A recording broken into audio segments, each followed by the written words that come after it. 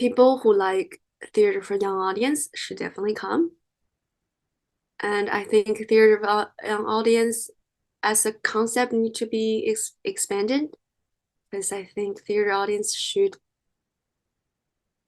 be fun for both kids and adults. So adults should come too.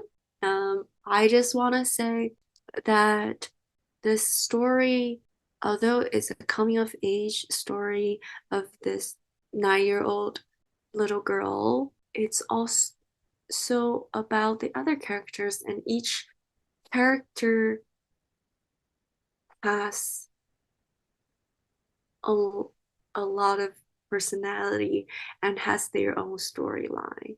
For example, the grandma, for example, the mom, for example, the bird columnist that a little Zhigong loves reading. Um, and for example, the adult version of our protagonist. For example, the cat hamster. Like you even get to know about the origin story and the whole story of a little hamster, and there's also a dialogues of these two passengers on the bus, and so it's not a classic one act or three act play. I would say it's more like a photo album or a constellation, um, with many moments and many characters, um, that's has that's connected by a central theme, um, and they're all in this photo album where you can just flip through and you're like, oh wow, this this scene is the style is exposed, and this scene is more saturated color, and this scene is kind of it's intimate and it's a little bit sad, and this photo uh, has a lot of puppets in it. So you're just like flipping this album. I'm sure one of the picture will hit you. Genuine answer is um, I think this is a very private story that is universal in its theme. And I believe that people will find moments in this play that will truly impress them and live with them even after they leave this theater. Hi, my name is Gefei Liu. If you want to learn more about my play Birds and the Curiosity, written by me and Olivia Shin, please check out this video. Hi, I'm Olivia Singh. I'm the director and playwright for the new Theater for Audience and API piece, Birds and the Curiosity, 鸟与好奇号. It's a coming of age story of the 9-year-old Chinese girl and her time traveling future self, and many birds and a singing hamster. Want to know more? Come see our show. The idea come from a talk with between me and my co-writer, and Gafe was talking about how like sometimes she just think about the issue that she has now and start blaming on her childhood. It's a thing we all do, you know? We're like, this happened because this happened in the past. So now I'm this. I'm not I'm not doing this right now because I never was able to do this, or like it's a it's limiting though, and it's not being present. So we're like, what if this adult has the same problem as we have? We're like, well, all our problem is because something we experienced in our childhood. But like, what if this adult go back to childhood and realize, oh, I can, instead of helping her, I can actually learn more from her. Like if actually I possess all the qualities in my authentic self and I forgot them on the way of growing up. And I wasn't this unfortunate child. I had the support of my family and friend. Also, I'm speaking this in the individual cases. I'm not just when I say we, it's like the playwright. I'm not saying everyone had a happy childhood with support of family friends.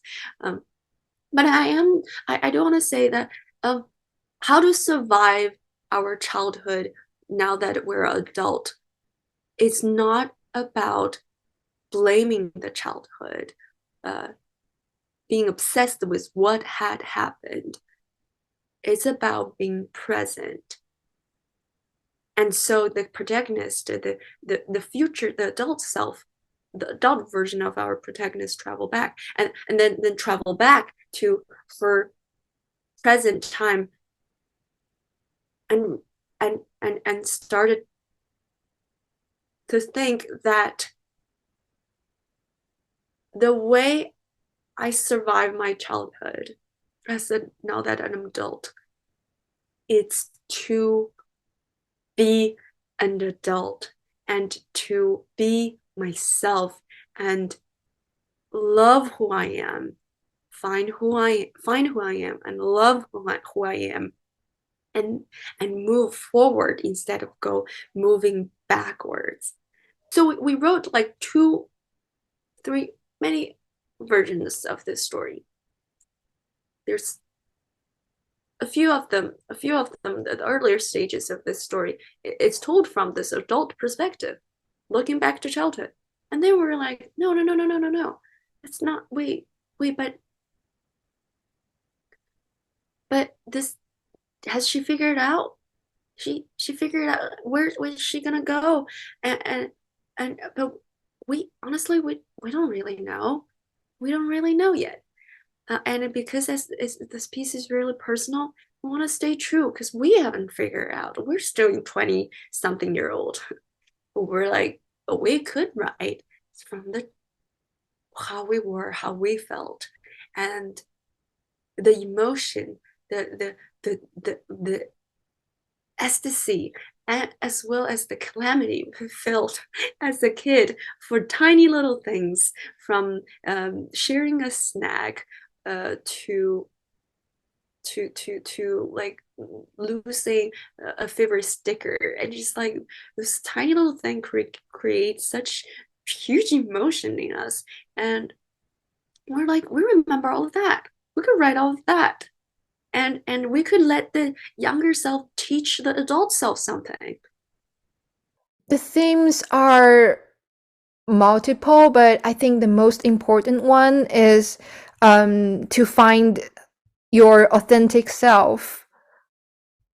And other minor themes includes a children's creative agency and the loss of your loved ones, and also how to accept yourself as you are. Why it's my puppets, marionettes are better actors? It's because they have no ego. Um, and it's true. They do things because they do things. And they don't really care how their hair look like. And a lot of human actor can't do that, me included. It's we just naturally we always carry an ego. Puppets don't. And when I'm manipulating puppet, I sort of let go of my ego too. Because, you know, people are not looking at you, people are looking at the puppet. So now with this piece, personal curiosity, why do we want to include puppets in this piece? Because it's really about this 9-year-old girl going through life and encounter some calamity in the first time, bullying, body image issue, can't fit in a piece of costume.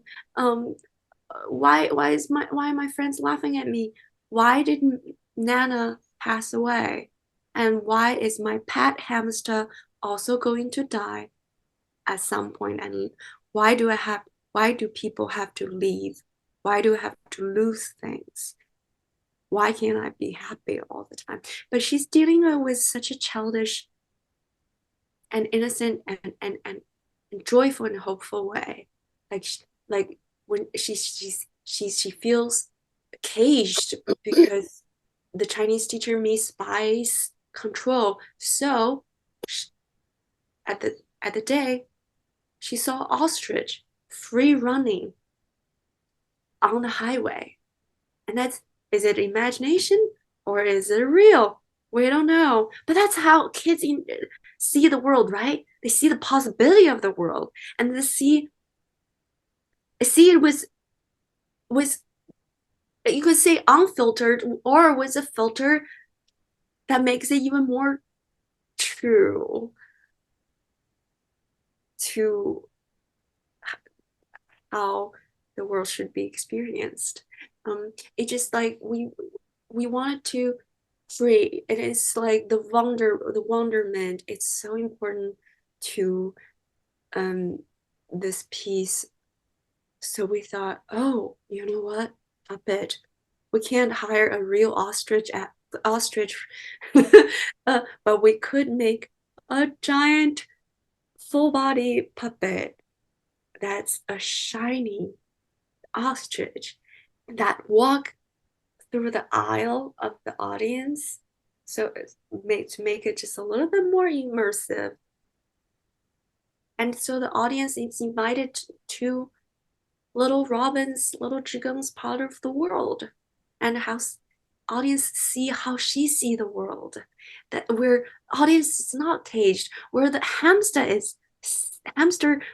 hamster singing, and where the what else do where there's like after Nana died, a bird visited us, and it sort of sounded like Nana. Um, so it's about, again, it's about dealing trauma. But you know, theater has always have a soft way to deal with trauma. It's magic. And also there's a theater section in the play that is about uh an adaptation of Ugly Duckling, because Ugly Duckling kind of teaches kids a wrong message. Like you couldn't bully someone because what? Because they will turn into a beautiful white swan. No, just you should be kind to someone no matter how they look. And you know what? It's okay to just be an ugly duckling, because it's not about being ugly. It's just ugly duckling is not ugly. It's ugly duckling just looks different from the brother and sisters. And it's okay to be different. Don't have to be one.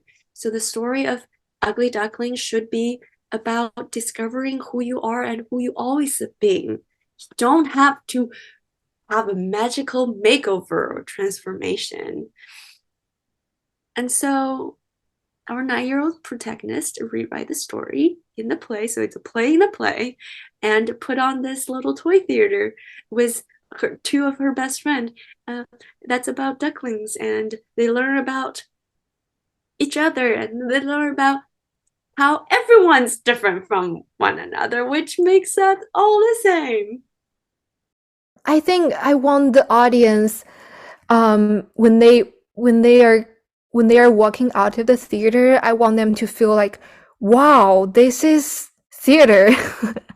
I This sounds a little bit ambitious, but I want to redefine theater for them, to make them feel like, oh, theater isn't just Shakespeare. Theater isn't just serious, expensive stuff. Theater is accessible, it's fun. What I want the audience to get out of this production is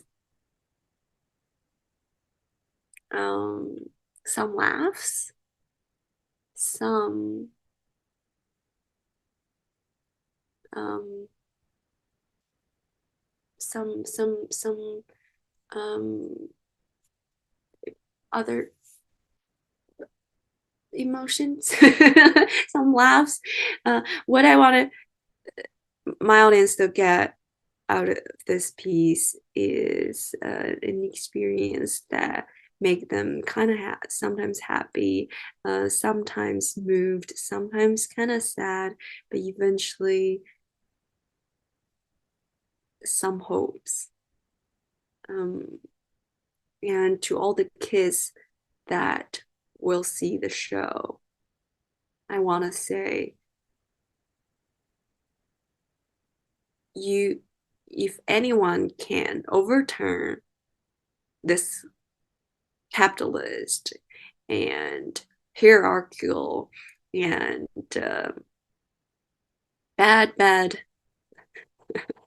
theater system, this and make more experimental and beautiful and heartfelt pieces, is the young, is the next generation. And honestly, not only in theater, I hope you can, the kids will see this play and feel like I could change the world. And I hope the adults see this play and feel like I can still change the world. I'm really looking forward to hear some feedback from the audience, um, especially the kids. We're now marketing the show as a family friendly show, and there will be a lot of kids coming to see our show. And this is quite a new experience for me because this is like my first kids friendly show, and I think they will have some completely different reaction than adults, and that will be fun. People who like theater for young audience should definitely come. And I think theater for young audience as a concept need to be expanded, because I think theater audience should be fun for both kids and adults. So adults should come too. What else? I just want to say that this story, although it's a coming of age story of this 9-year-old little girl, it's also about the other characters, and each character has a, a lot of personality and has their own storyline. For example, the grandma, for example, the mom, for example, the bird columnist that a little Zhigong loves reading. Um, for example, the adult version of our protagonist. For example, the cat hamster. Like you even get to know about the origin story and the whole story of a little hamster, and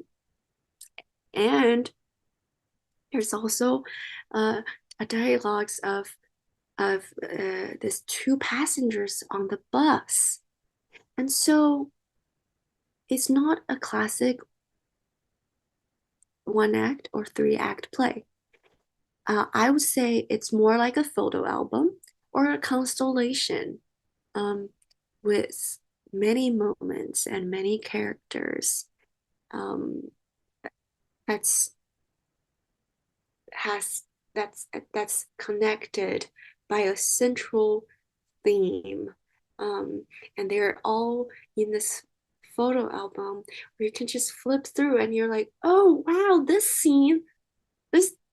this scene is, the style is overexposed, and this scene is more saturated color, and this scene is kind of, it's intimate and it's a little bit sad, and this photo uh, has a lot of puppets in it.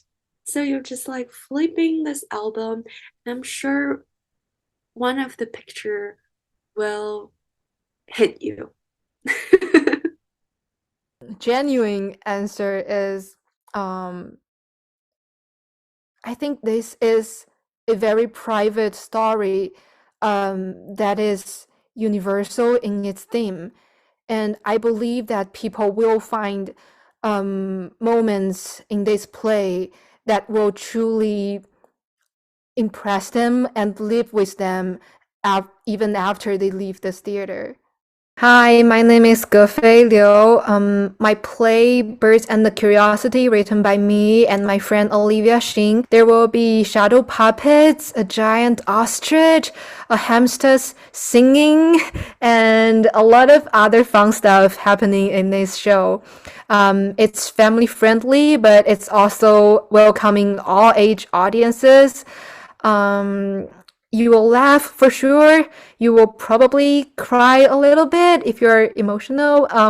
But anyways, it is a story that I believe should be heard by everybody. And please come to see Birds and the Curiosity. See you at the theater. Hi, I'm Olivia Singh. I'm the director and playwright for the new Theater for Audience and API piece, Birds and the Curiosity, 鸟语好奇号. It's a coming of age story of the 9-year-old Chinese girl and her time traveling future self, and many birds and a singing hamster. Want to know more? Come see our show.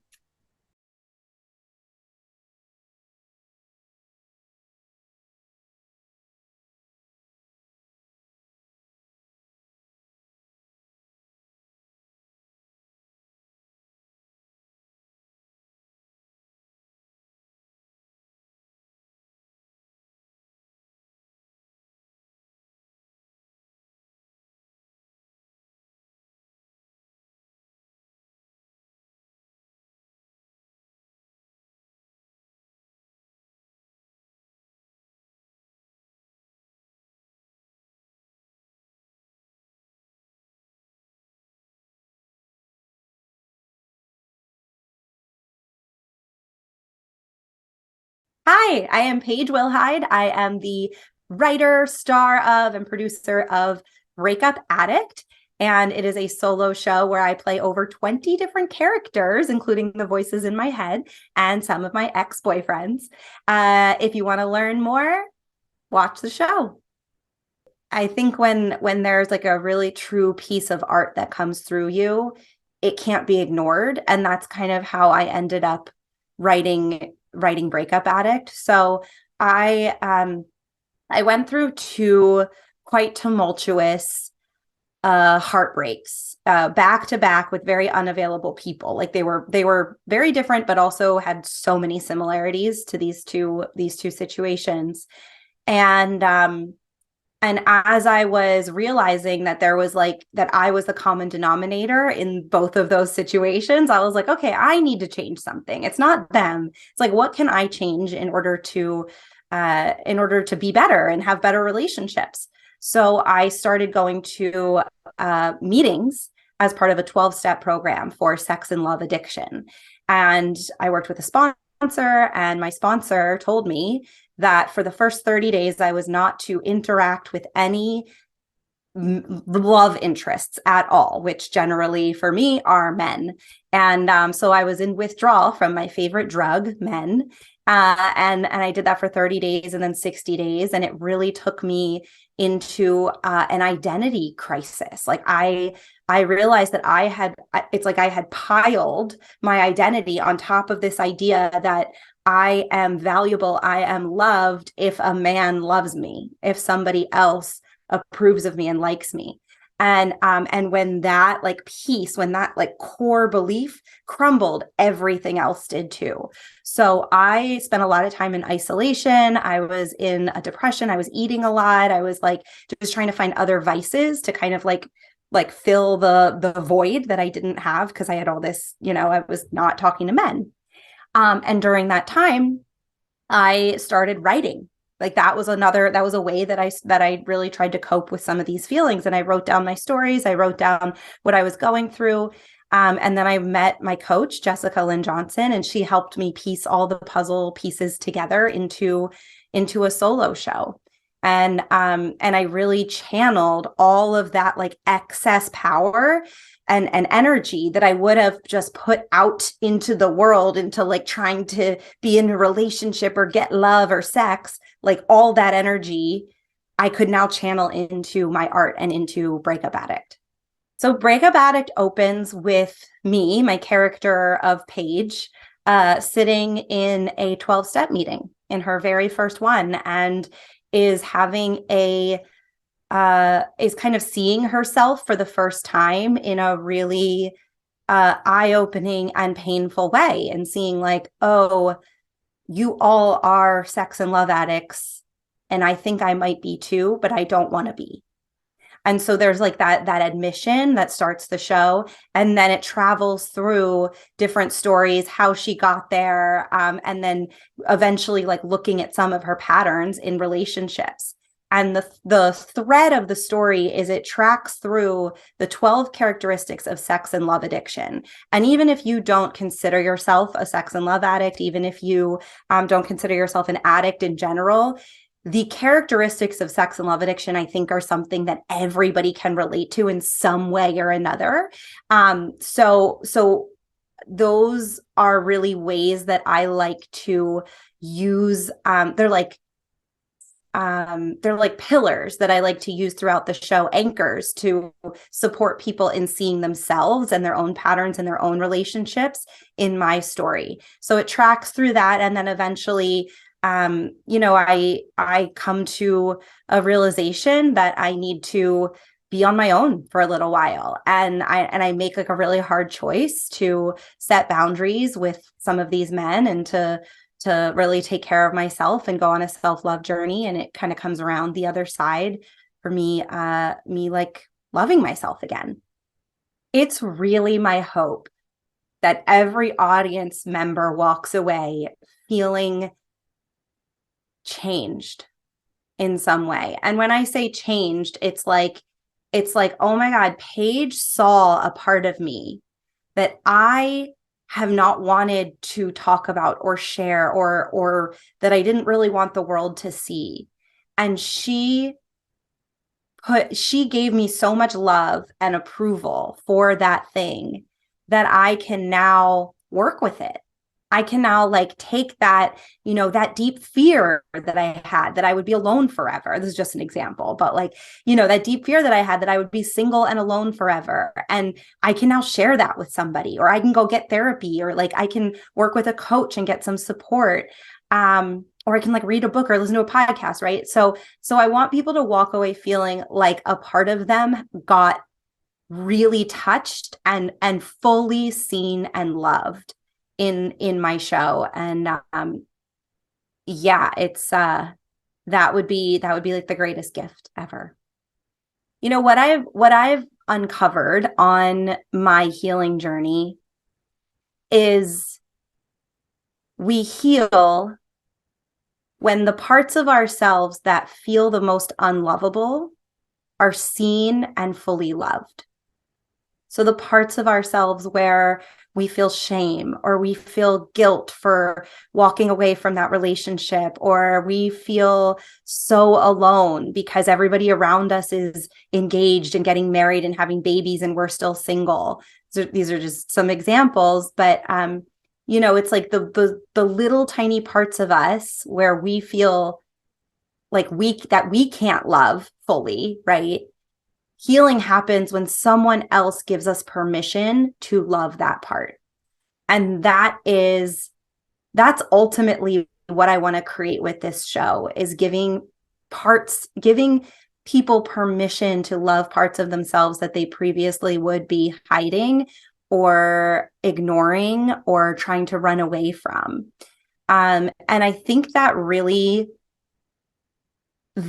is how you take pain and turn it into power, rather than taking pain and suffering, choosing the suffering route. This is like taking pain and turning it into power. I did that through my show, through writing down my stories. I was in such a dark time, and I really alchemized that into this beautiful, like, moving piece of art. And I think the art is just going to continue living on. It's going to have its own it's going to become its own body of work. I don't know exactly how, because it's not up to me anymore. It's really up to, like, the people who see the show and the people who are moved by it and what they get from it, and being able to, like, carry on the message. But at the end of the day, yeah, it's like, really, can I love the parts of me that I think are the most unlovable? My desire for when I am on stage is to be so fully present in my body that I'm not thinking, that I am just, like, letting the lines and the characters, oh my gosh, I'm getting chills, and, like, tears are coming to my eyes as I'm thinking about this, but, like, just letting it move through me in the most present way. Like, there's I talk about higher power and God and the universe, in my show, and being connected to spirit.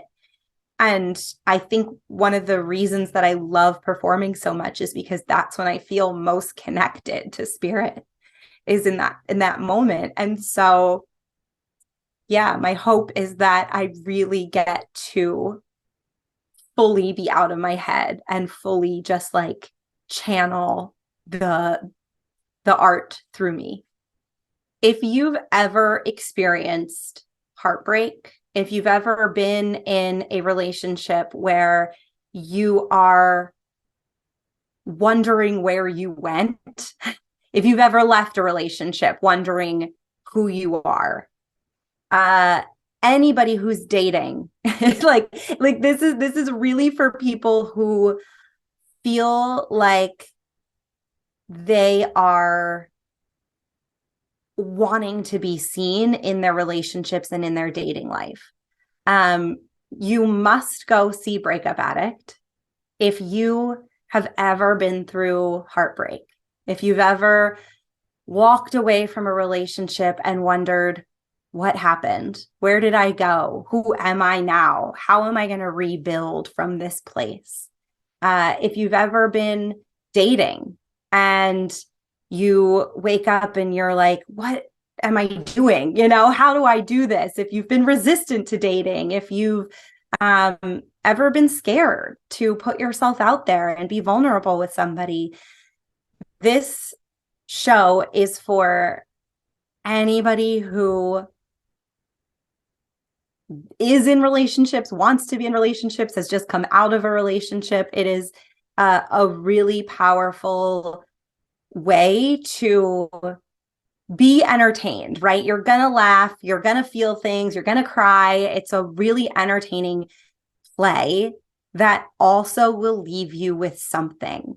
It's like you're not just going to a play for 75 minutes and then you leave and go to dinner and, like, forget the next day. This play, like, lives on through you, and it will continue to bring its lessons and bestow its gifts upon you as you're digesting it, after the show. And I really encourage you to bring a friend to it so you can talk about it after, because there's so much to get, and you definitely won't regret coming to see Breakup Addict.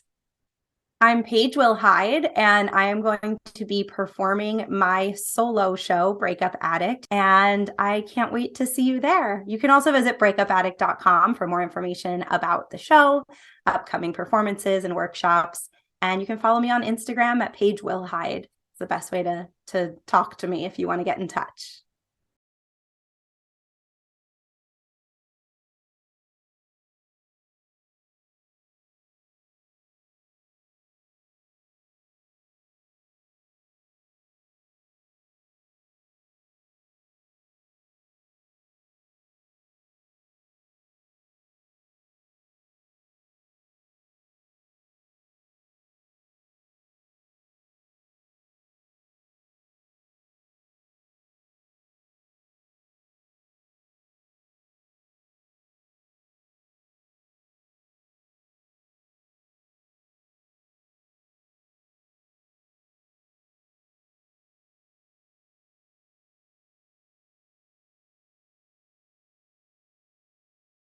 I think people people should go to our musical if they want to laugh. Yeah. If they want to feel like, if they want to really experience something that is poignant and funny. Yeah, I think that what we've created is actually pretty unique. Obviously, it rests on the shoulders of all the other musical comedies that come before it and content and things that we've watched. And people should definitely come to our show because I don't think they've seen anything like this yet. And if you want something funny and light, and if you want to leave feeling elated and joyful, then definitely come to our show. Yeah, and definitely we feel it is a mostly unique experience. You know, it definitely has, because it's immersive and you're really part of it. It's not just a sit there and watch us. You really feel like you're in the action. It's a different experience. House lights are on the whole time. Yeah. So you're going to be in the workshop.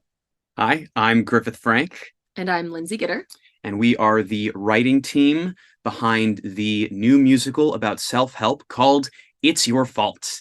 And we would love for you to come see it, to look it up, to find more information about it, because we think it's pretty funny and we all want to laugh, especially when it comes to ourselves. So hope to see you there. And if you're interested in hearing more about it, please watch this video. I think musical theater is so unique. Well, this is one of many, many, many reasons, but this is just the one that surfaced, because music can express what words cannot on their own. And I had a great acting teacher once tell me that the songs are the subtext. It's what you can't say out loud, so you sing it. And I feel like music is universal, even if you don't have lyrics, depending on the melody and the structure and the tempo, it's universal. Like you know, across all cultures, all languages, when a song is sad or when a song is happy or when a song is anxious. And that kind of communication just can't be, it's just not the same as just talking back and forth. And even plays that are translated, right? If you have a play translated from Spanish to English, something is lost in translation. But when you have a song, that I don't think as much is lost, because you have the music carrying that emotional reality to everybody who's listening. And for me, what separates musicals is that, well, so, and this is more of a technical answer, because she'll answer with the artistic answer. For me, the technical thing is it builds in another layer of craft, of logic, of depth to the universe that you're in, and once again produces something that is unlike anything else. You are building in this very shared common experience. Everybody likes, I think most people like music, but I would say that most people have a form of music that they respond to. And so adding that in a very surreal way keeps it, when you're doing a play, I imagine, or a movie is like it, you're watching it and you're really supposed to suspend disbelief. With a play, okay, you're in this, what is on stage is probably not real, probably. And in musical theater, it's like we take that to an extreme, and the ability to do that well is so incredible. And I strive to do what the greats, even come close to what the greats have done in terms of creating that ridiculously impossible experience and making you totally buy into it. Not only buy into it, empathize with it, connect with it. That's an incredible thing. The idea for this musical, for It's Your Fault. So it's sort of a long story, but it's very silly.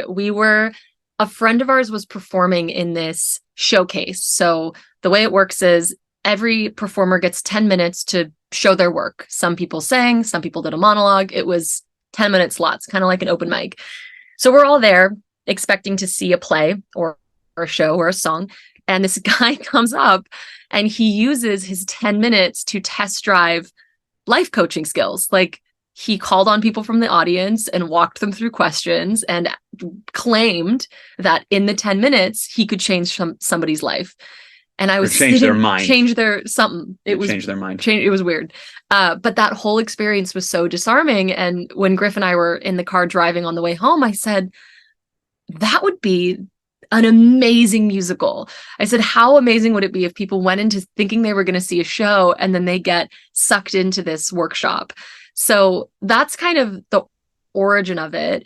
And the reason why I felt like we had to write it is, being an artist in LA, I think there's a lot of good in the self-help world, and there's a lot of ick in the self-help world. There's a lot of people taking advantage. You don't need a license to be a coach, right? So a lot of my friends and colleagues and coworkers would get sucked into these workshops where they just climbed this ladder and paid more and more money. And it just felt like multi-level marketing, and they were just taking advantage of people at their most vulnerable. So this show felt like, yes, it's very silly. It's 100% a comedy. It's called It's Your Fault. We're taking that to an extreme. But at the same time, a lot of the content of the show is inspired and takes directly from some of these workshops. Yeah. So it's not too far from the truth of what's happening in some of these places.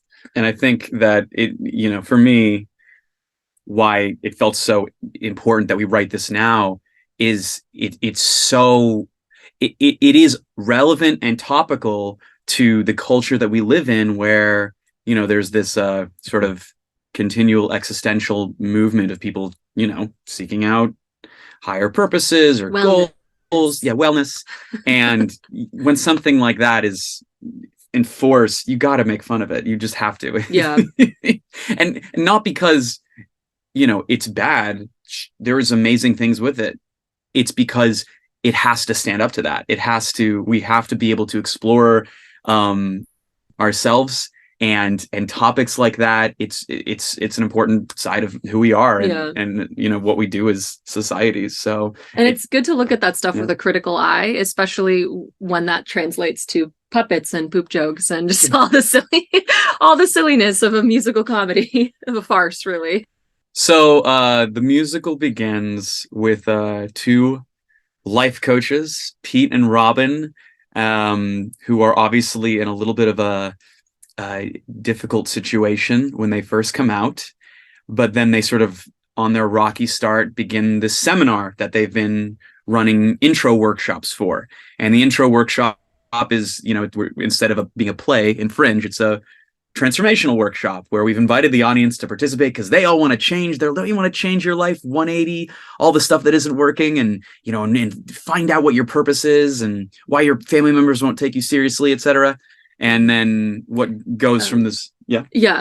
So basically it's the two life coaches, Pete and Robin, who are dating, are running this workshop because their book, It's Your Fault, Finding Freedom Through Pointing Fingers, is about to be released. So what should be this celebratory final workshop ultimately reveals the cracks in their relationship and the ways in which they're not following their own teachings.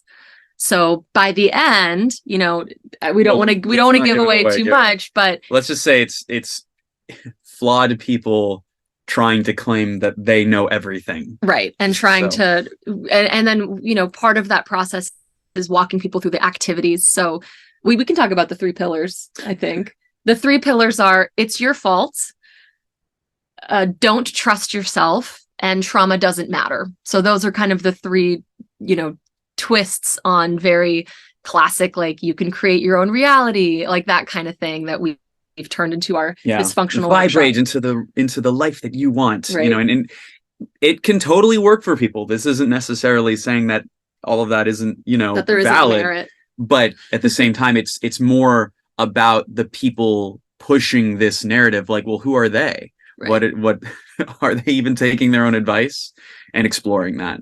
So yeah. For all of us, like, talking about it, we do it is a gentle nudging at it. It's not, like I said, it's not, we're not taking down the wellness industry. It is very much we've benefited from it. Right, totally. Like we have our people, our coaches, our therapists, and we meditate and we benefit from all of that. And I think because we see the good, when we see people who use that good to take advantage of other people, that's really what we're talking about. It's not necessarily the content itself, it's the coaches. That's really what we're commenting on. So what we want the audience to get out of is a lot of fun. We want them to have tons of fun and laugh a lot. And then a little bit of introspection, like, well, what have I fallen for lately? What have I maybe bought into that sounds really good, but maybe doesn't hold up to some scrutiny. You know what I mean? What have I been listening to that, at first was, I could go with, oh, but then when I think about it more, I'm going, well, I don't know about that. And then learning to trust the deeper sense of, not skepticism, but just learning to trust yourself more. So we hope to bring that to the audience, I think, for one. Really just the opposite of all the 3 pillars of the workshop. And yeah, really, it's such a silly, silly show. I just, our opening night, we had so much laughter. And, when you're writing a comedy, you have to just trust your own taste, and you don't really know if it's funny until people laugh. So I think having that laughter and that joy and that silliness, and people participated more than we thought they would, which was such a wonderful surprise. So I think just having people leaving feeling joyful and silly, that's really the main goal. And then, just remembering that everybody who writes, like behind Atomic Habits is just a guy, behind The Power of Now is just a guy, behind The Life-Changing Magic of Tidying Up is a woman, is a person. They're all just people delivering these ideas that they've ultimately made up, So I'd like to think that after watching this, people will remember that and know that they're allowed to cherry pick. They don't need to trust an all-knowing guru to tell them what they need to do, that they already know, and it's already inside of them. I think people should go to our musical if they want to laugh. Yeah. If they want to feel, if they want to really experience something that is poignant and funny. Yeah, I think that what we've created is actually pretty unique. Obviously, it rests on the shoulders of all the other musical comedies that come before it and content and things that we've watched. And people should definitely come to our show, because I don't think they've seen anything like this yet. And if you want something funny and light, and if you want to leave feeling elated and joyful, then definitely come to our show. Yeah, and definitely we feel it is a mostly unique experience. It definitely has, because it's immersive and you're really part of it. It's not just a sit there and watch us. You really feel like you're in the action. It's a different experience. House lights are on the whole time. Yeah. So you're going to be in it, in the workshop. I don't know why this feels so, it's really important, but Griff and I really do everything together. I think I'm just so proud of this collaboration. And for us, we split everything down the middle: book, lyrics, music, regardless of how the scales might tip at any given project. It's just important, I think, to just communicate that we are a team and we do everything together. And I'm just so grateful to have found such a wonderful co-producer, writing partner, collaborator, voice teacher, fiance. Just see, we wear a lot of hats in this team. Yeah, it is. It is fun. This is one of my favorite things to do in life, is to embark upon these creative endeavors and then see them take form is infinitely satisfying to me. So, I wish everybody the luck and the drive to find that for themselves, because experiencing it, especially with somebody who you obviously are very closely connected to, is unlike many things in this life. So as my mom says, dare to suck. It's a lot harder to do something poorly than to not do it at all. Are you saying I suck? No. I am Lindsay Gitter. I'm Griffith Frank. And please come join us for It's Your Fault, a new musical farce poking fun at the self-help world. We would love to see you there. See you at the theater.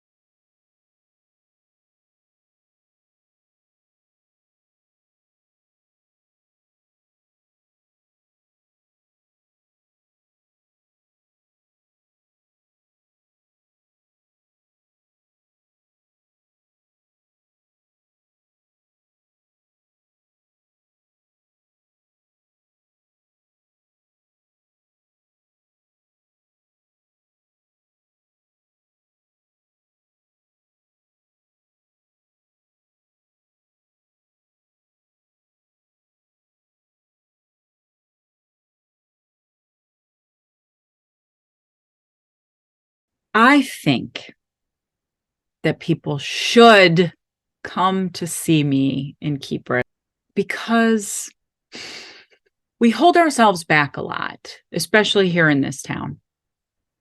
And we go, maybe I'll go to that. I'll see how I feel. I see how I feel. And I find that when we commit to each other, when our word is our bond, when we go, I'm going to go there, I'm going to support you, I'm going to be there, I'm going to have an experience, I'm going to meet somebody new, I'm going to see something I wouldn't normally do. That is the beauty. That is where growth happens. We should always be challenging ourselves. Get out of your darn comfort zone. Oh, there's no growth there. Sure, it's comfortable, but then you're just looking at the same things, you know? So yes, everybody should go see Keeper, see these wonderful shows. My goodness. Yeah. Hi, I'm Michelle Murphy, and I wrote my solo show, Keeper. If you'd like to learn more about my wonderful solo journey, give a little listen. Keeper is my first solo show, and the idea for it came, I'm going to take you back in time to my senior year of college, 1998.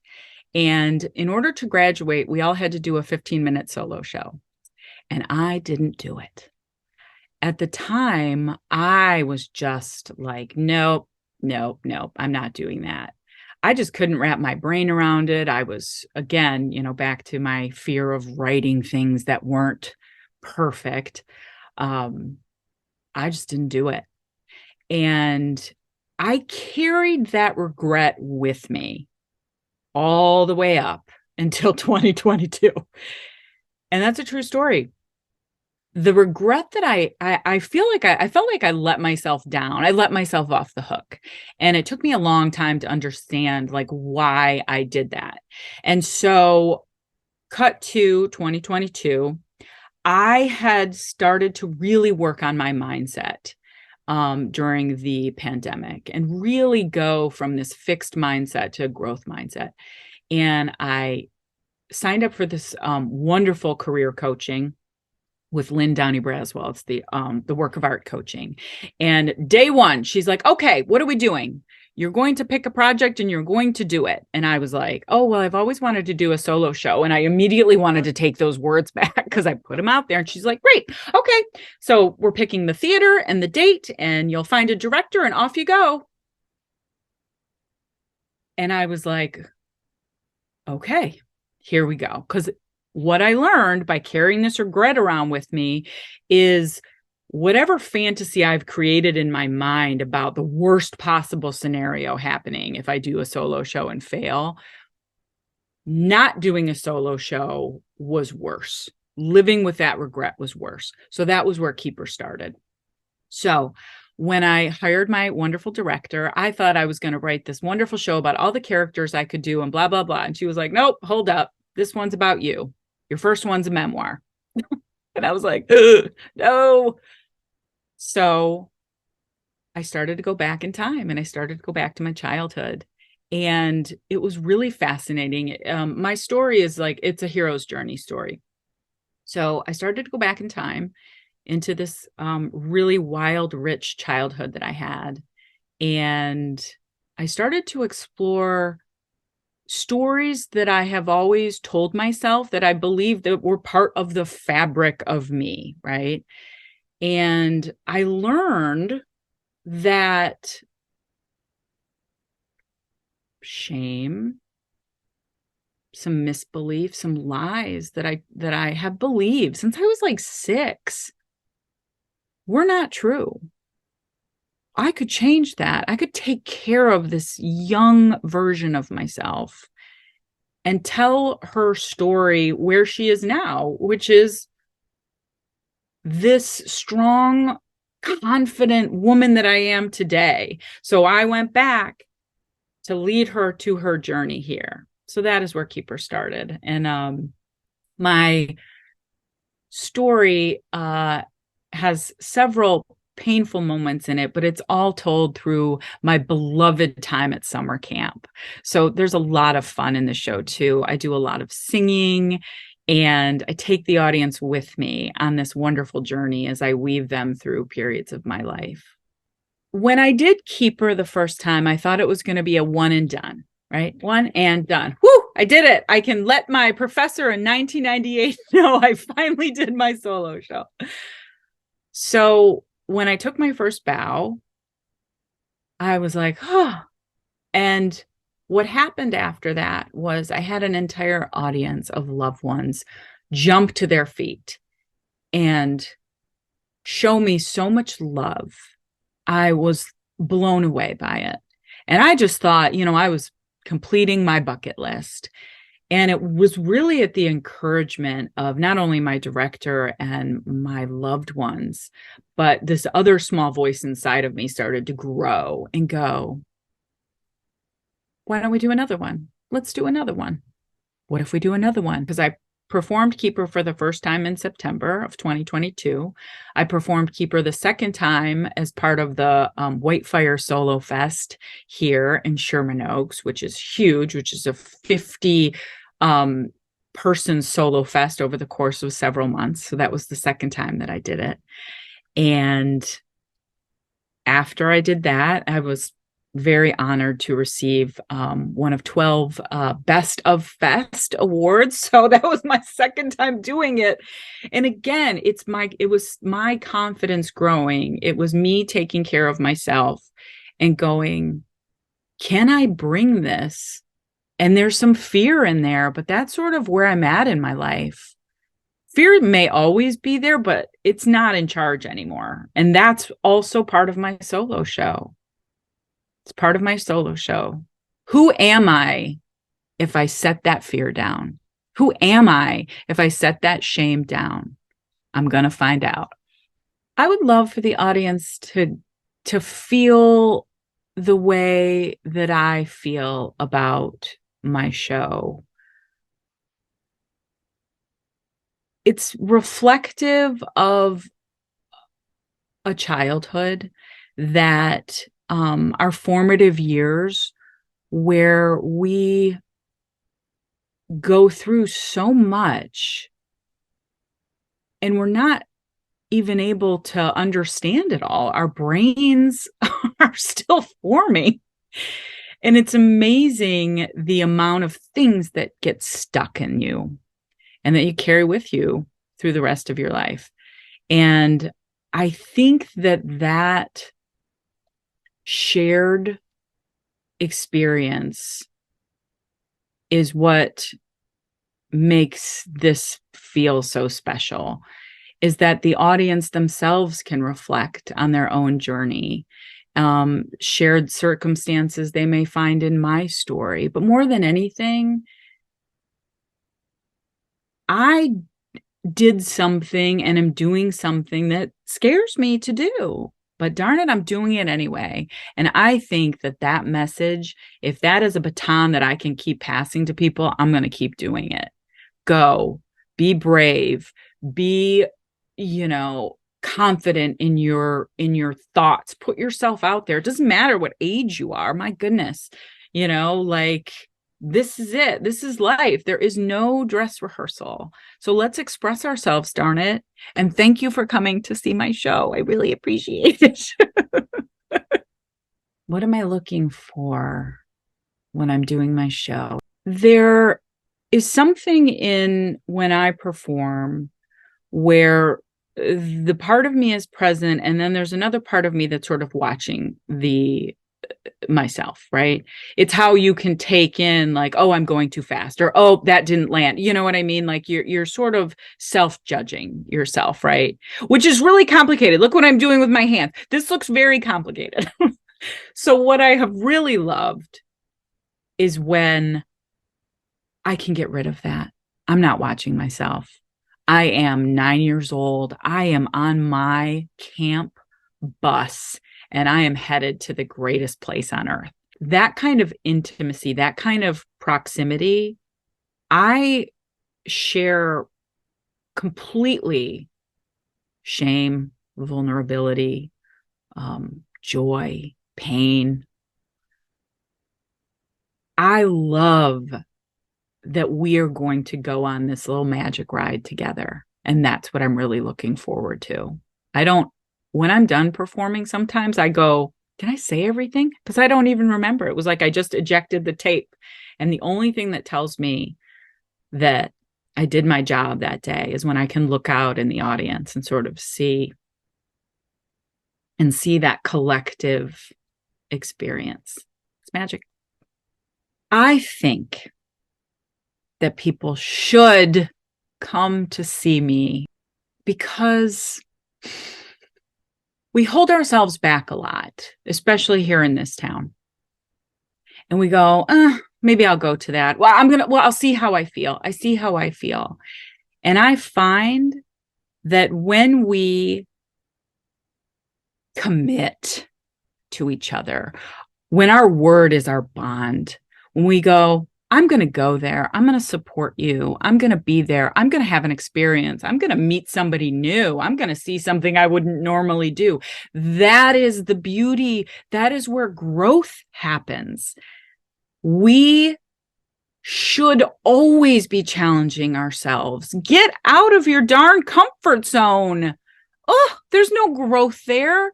Sure, it's comfortable, but then you're just looking at the same things, So yes, everybody should go see Keeper, see these wonderful shows. My goodness. Yeah. I will mention that Keeper really is only a certain part of my life. I take the audience from I'm age 6 and I think I get up to 16. It's a small period of my life.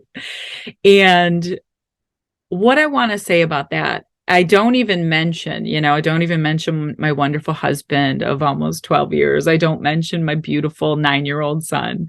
But they're with me. And what I did do is my son, Ford, does my intro voiceover. So he's the one who asks everybody in the audience to make sure their cell phones are silenced, who'll tell them any little bits of information. And then he ends with, break a leg, mommy. And I got to tell you, I set myself up for success with that one, because listening to that sweet little voice telling me, be brave, mommy. It's what I do. I am Michelle Murphy. I am the writer, producer, and performer of Keeper, directed by Juliet Jeffers. Please come and see me. Come.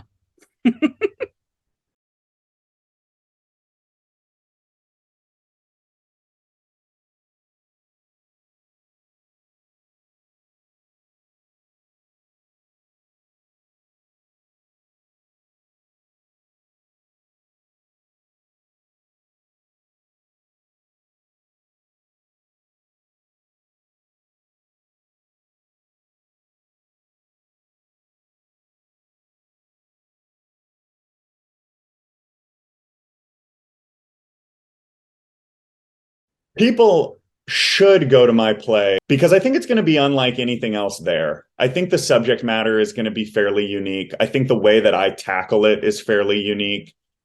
And because I think it's a really, really interesting, unique, and often hilarious and heartbreaking show.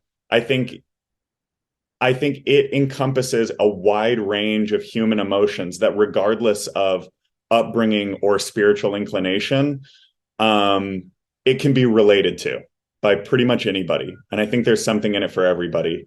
And I think there are things that people will find funny no matter what. I think that ultimately it's an engaging show that will leave people asking questions as they drive home.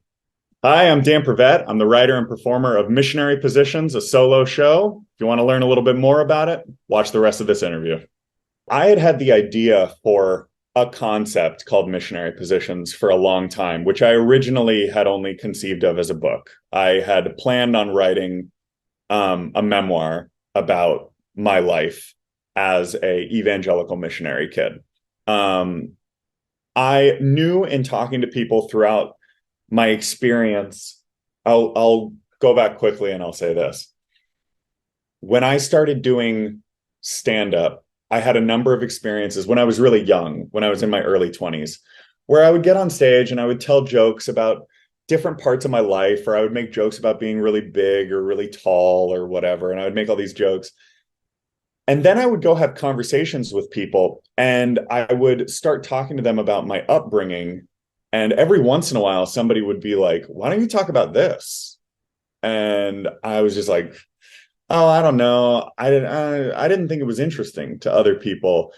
But I think the truth is I just didn't know how to talk about it. When I was in my early 20s, I didn't have the taste or the craft or the sense of self, the sense of confidence to confidently approach my own story with any kind of artistic point of view. That took time to develop as I performed in other ways over the course of my 20s.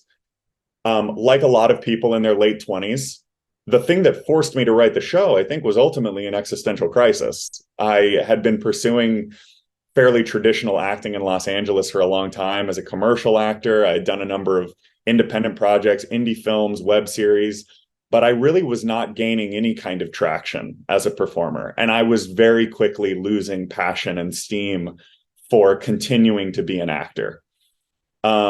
Despite the encouragement and love of a lot of really good friends and other creative people that I admired and respected, I was just very quickly losing hope in myself being able to make any kind of artistic life for myself. I decided to leave my agency and stop acting when I was about 29 years old, which I believe was the right decision. And it also left me with this point of like, well, what am I going to do now? What am I going to do with my life? Because I'm a bartender and I'm 29. So there's quite possibly a lot of years left to live, and I don't know what to do with them. And this idea of writing this memoir, Missionary Positions, kind of returned to me and was like, well, maybe you should really give writing a try. You've never really tried to be a writer. And honestly, I made a post. I made a joking post on social media about, I'm going to start writing my tell-all memoir about my missionary upbringing, missionary positions.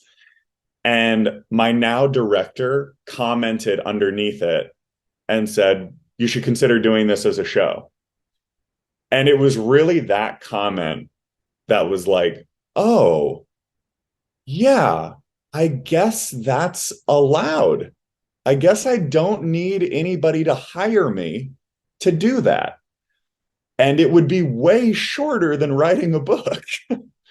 So, okay. And I met with her and I started talking to her and developing the process with her. And it very naturally started to grow out of that. Once I started watering the idea of like Missionary Positions as a solo show, it took root and started to grow naturally. Missionary Positions is my autobiographical story. My name is Dan. I'm a recovering evangelical. I was born to parents who were already committed to become Christian missionaries. Very quickly after I was born, we moved to Bangkok, Thailand. We then lived in Phnom Penh, Cambodia. We lived in Bucharest, Romania for a time in my high school years. And I lived in America for a few years in there just to keep me relatable. The subject of the show has mostly to do with fundamentalist religiosity, fundamentalist Christianity, and the effects that that can have on a young life. The subtitle of the show is Missionary Positions, a recovering Christian's guide to getting lost, because I was raised with such a strong distinction between people being saved or people being lost. And the show is really about my personal discovery and my moving away from fundamentalist religion and away from conservative evangelicalism, away from Christianity as I knew it at all, and becoming lost. And in becoming lost, ultimately finding a sense of freedom and spiritual depth beyond anything that had ever been presented to me while I was strictly Christian. What do I want the audience to get out of the play? My hope is that my audience will leave Missionary Positions feeling a broader sense of hope, a broader sense of peace, that no matter where they are in life, they are not lost and they are perhaps exactly where they need to be. I want them to leave with a sense of community and with a sense that no matter what they're going through, they're not going through it alone. I want people to leave talking about certain more controversial themes in the show, and I want people to leave repeating the jokes that they like the best. I think the thing that will surprise the audience the most is that while I certainly pull no punches in regards to the evangelical church as I knew it growing up, and I am a lover of really, really letting conservative American Christianity have it, and I really have no qualms about offending that particular tribe because that is the tribe that raised me. So I feel that is my birthright. But I think the thing that will surprise the audience the most is that it is not a hateful, angry show. And I do not intend to leave anybody with a notion of rage or indignation or a desire for vengeance. I think the most surprising thing about it is that I am authentically somebody who believes that I did get well and truly lost. I'm a backslider. I have fallen away from the Christianity I was raised with. Many of my peers from my childhood would not consider me a Christian, but I still have a very, very open, spiritual, and frankly, theological orthodoxy that allows me to engage with the world as a spiritual person in a very, very open and honest way. People should go to my play because I think it's going to be unlike anything else there. I think the subject matter is going to be fairly unique. I think the way that I tackle it is fairly unique. And because I think it's a really, really interesting, unique, and often hilarious and heartbreaking show. I think it encompasses a wide range of human emotions that, regardless of upbringing or spiritual inclination, it can be related to by pretty much anybody. And I think there's something in it for everybody. And I think there are things that people will find funny no matter what. I think that ultimately it's an engaging show that will leave people asking questions as they drive home. My hopes and dreams for this production are far and wide. Of course, I feel like I have all of the stereotypical hopes and dreams, but my very, very tangible hope and dream for this show is I would love to do a tour of missionary positions through a pretty good portion of the American Bible Belt. I would love to take this show to the Midwest, to the South, to the parts of the country where I have lived and where so many of my friends have lived or still live, where evangelical Christianity is still such a prominent spirituality, and honestly, probably always will be. And the show is not about dissolving that or destroying that. My hope is that I can bring the show to other people like me who were disillusioned and broken and hurting, and offer a little bit of encouragement and a little bit of inspiration and maybe a fun, entertaining night of theater that leaves them saying, I'm going to be okay. It's going to be okay. We're all going to be okay. My name is Dan Prevette, and my show is Missionary Positions, a recovering Christian's guide to getting lost. You can find all tickets at dandoeswords.com/show. Your soul is fine. Save your seat.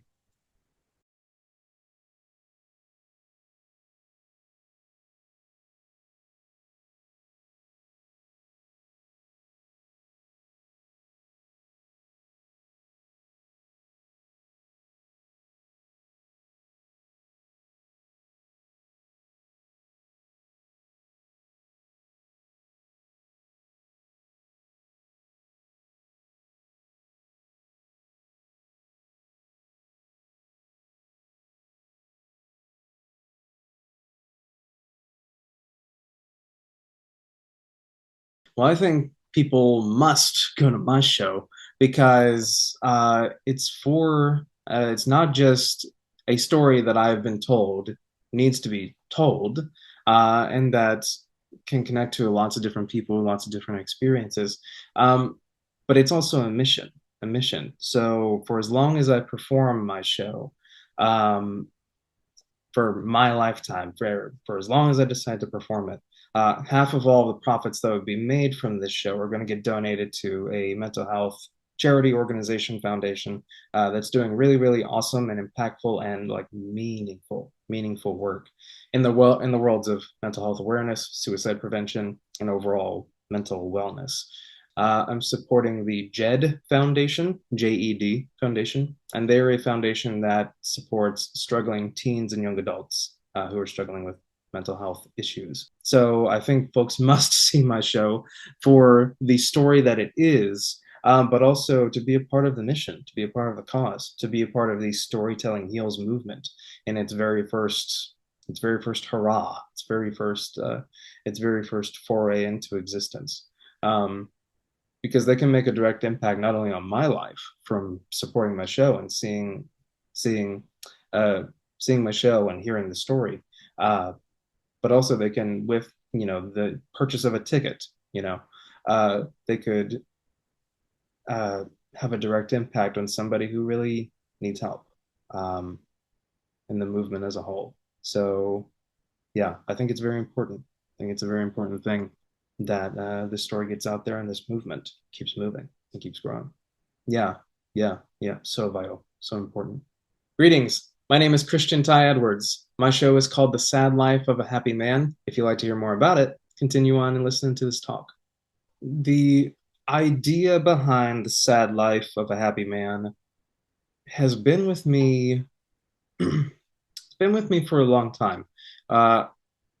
So I've had the sort of the desire or the itch to scratch, if you will, to perform a solo show, a one-man show for a long time. I'd say at the very least, excuse me, I'd say at the very least from when I was a freshman in college, and then sort of through my life in college, uh, while there were many great things that happened, I also struggled greatly with depression and anxiety, and also started going to therapy for the first time and learned a lot about myself and how to navigate the world. And my senior year was especially hard. My senior year was actually kind of hell. Uh, and during my senior year, I took an independent study with a professor I admire very much. And that independent study, and this is the story I tell everybody, the independent study went up in flames, ended in total disaster, just did not end well. But what came out of it was the very first edition, the very first draft of my show, The Sad Life of a Happy Man. And it was a one-act version. I had written it as if I could clone myself, or just a bunch of different actors could play the different roles, but each of the different characters were written to be different pieces of me. They make up different pieces of who I am. Yeah, and I think in the moment, pretty much, I kind of thought to myself, yeah, I'm going to turn this into a solo show one day. And so it kind of sat fallow until 2020. And then when we were in quarantine, yeah, a friend of mine back here from DC, the DC area, was doing an online intensive on creating your own solo show, kind of from start to finish, the whole writing to performing, producing, all that stuff. And it kind of happened at the perfect time. And I was like, I think this needs to finally go somewhere. And in a time where we were, I think, getting to reflect on a lot individually and personally and collectively as a nation and as a world, it just felt like, okay, this is the time for this to come to life. And so yeah, so there was a part of me that just had to dive in. The play really is about 5 different pieces of myself kind of coming to terms with each other. So if we had to label a protagonist or a main character, that character is called the man, and we're seeing the man's journey from the start of the show to the end of the show. And the man has given himself the task to create a piece of art. whatever that turns out to be. And the other parts of him that are in the show, and the other parts of me, other than the man, are the artist, the fraud, the clown, and the human being. And so, and exploring how each of those characters are different from each other and how they do different things from each other. And so, if the man can create a piece of art without the artist, without, the fraud needing to, serve his purpose and just other stuff like that,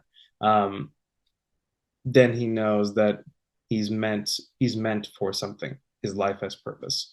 And he's racing a clock. And if that clock runs out and he can't create anything in that time, then his life ends. So it kind of weaves and navigates through different moments of that.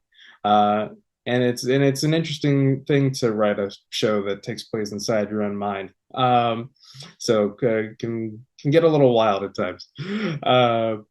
But yeah, that's sort of the main sort of the main journey that we take and that we see being taken in this show. But yeah, it always just kind of it always felt right. It just felt like the move. I just felt called to do it. I think what I want the audience to most get out of my play is to get to get a glimpse of, even just a glimpse or a glimmer, even a slight feeling of what it's like to be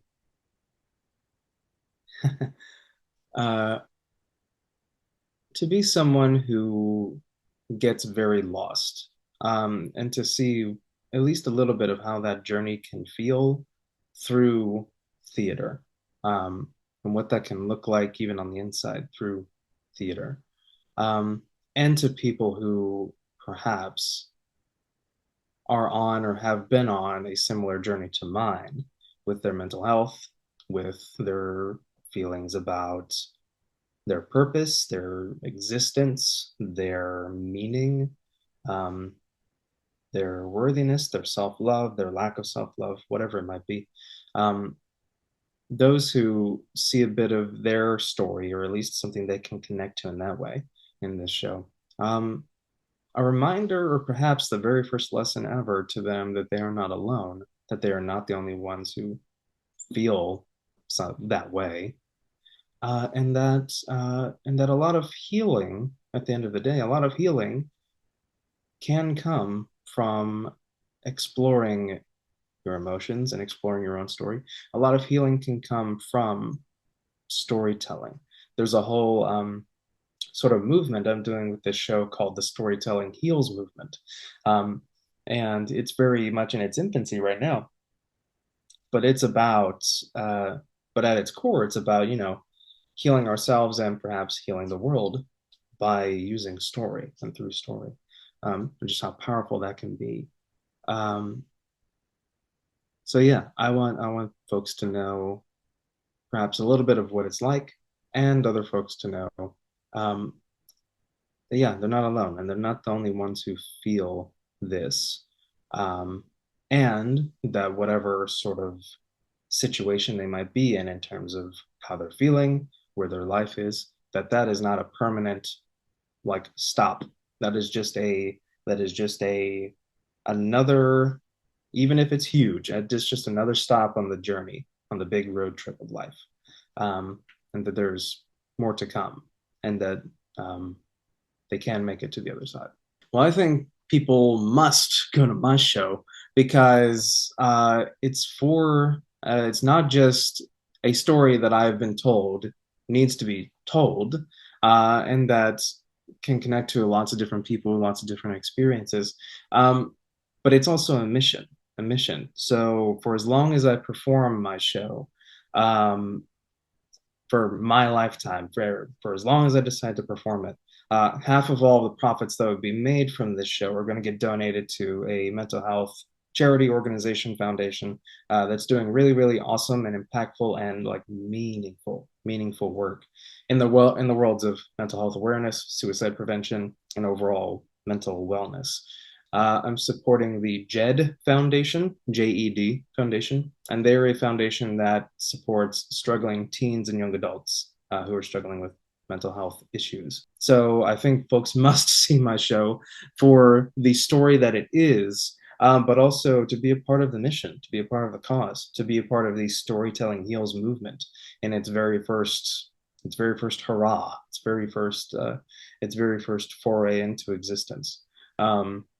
Because they can make a direct impact not only on my life from supporting my show and seeing seeing my show and hearing the story, but also they can, with the purchase of a ticket, they could have a direct impact on somebody who really needs help in the movement as a whole. So yeah, I think it's very important. I think it's a very important thing that this story gets out there and this movement keeps moving and keeps growing.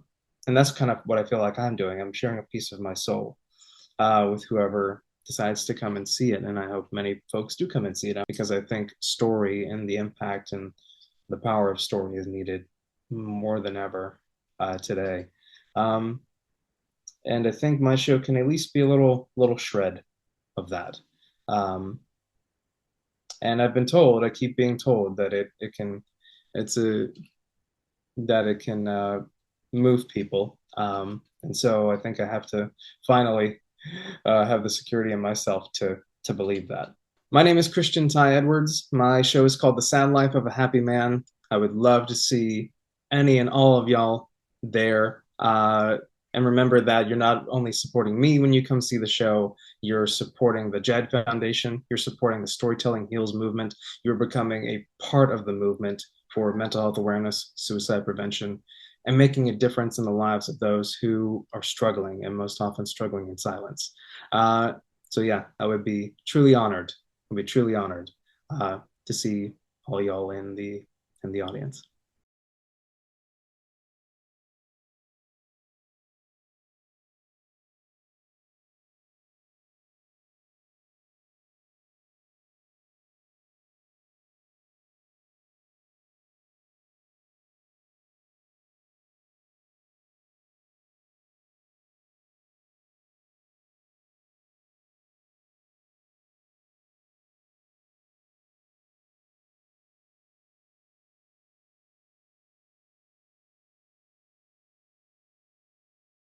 Hi there, I'm Laser. I am the writer and performer of A Shark Ate My Penis. I bet you're wondering more, so keep watching. I love musicals so much. I think the reason is, if I'm to dig into my own psychology, is that I really like people explicitly saying how they feel, because I have a hard time reading human emotion. So, like they say, in a musical, you burst into song when you can no longer speak, like the emotion is too strong. And I think so frequently in real life, when the emotion gets too strong and we can no longer speak, we just stop and we go and hide. But in a musical, you can have this opportunity to tell people how you're feeling and to process those feelings. Also, I just love musicals. I love the music. I love listening to it. I've been a big Disney musicals fan. Alan Menken is my hero since I was a little baby boy. It's just the stuff that has always made the most sense to me. So it feels like both harder than straight theater, in that you have to write songs and you have to figure out how to mic them and put music, but it's also, to me, just like an easier way to tell stories, because you can just say exactly what you're thinking, and the corniness is part of it. The show I'm doing, called A Shark Ate My Penis, a story of guys like me, a history of guys like me. It's a show about trans men through the past. And the reason I wanted to write it is I've been reading especially one book called Female Husbands by Jen Manion, and it told these stories of these guys who were trying to live their truth, from 1700 to 1900, in a world where the word transgender didn't even exist, right? But at the same time, their stories are so similar to mine and so relatable, on an emotional level and on a logistical level of how do you try to get people to see you as a man? And how do you get through your life? And how do you find a woman who wants to be with you, even though you may not have, the life that people are expecting, given the way you look? And it immediately hit me in the face of like, I have to write a musical about this. I have to tell these people's stories, because the songs that they would sing are the same songs that I would sing, about their feelings and their struggles. The main story of the musical is mine. It's a story about me and how I came out as trans, and why I didn't come out earlier, which is kind of the big mystery for me, because when I look back, everything is so obvious. So it's going through that, and then diving into the stories of these role models, of these guys throughout history, and how their stories are pretty much the same as mine. And also dealing with transphobia and people who say that it's not real, and the internalized transphobia that comes from, being a member of this society, which is represented by J.K. Rowling in the show. So we have, the actual plot has a lot of time travel, has a lot of conversations, has a lot of songs, but ultimately it's just a story told in a funny way about my journey. My goal with this show, and what I want the audience to get out of it, is catharsis. I don't like shows about queer trauma, so I try to keep it light and the point of it is, hey, we have always been here, and here are some stories that you may not know from history, and also the struggle that we have of defining our identities and finding the right label, is both universal and not the end all be all, right? It's you just being yourself and knowing who you are is enough.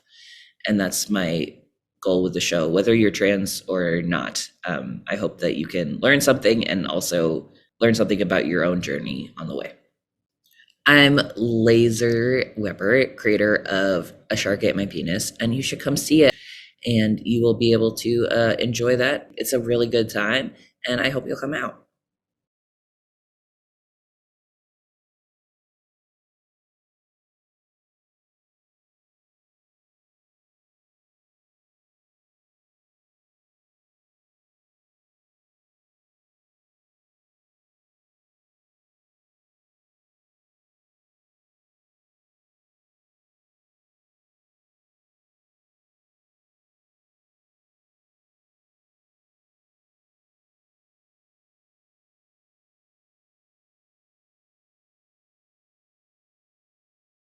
Why must people go to my show? I think because it is a piece that explores what it means to be a woman, and what it means to feel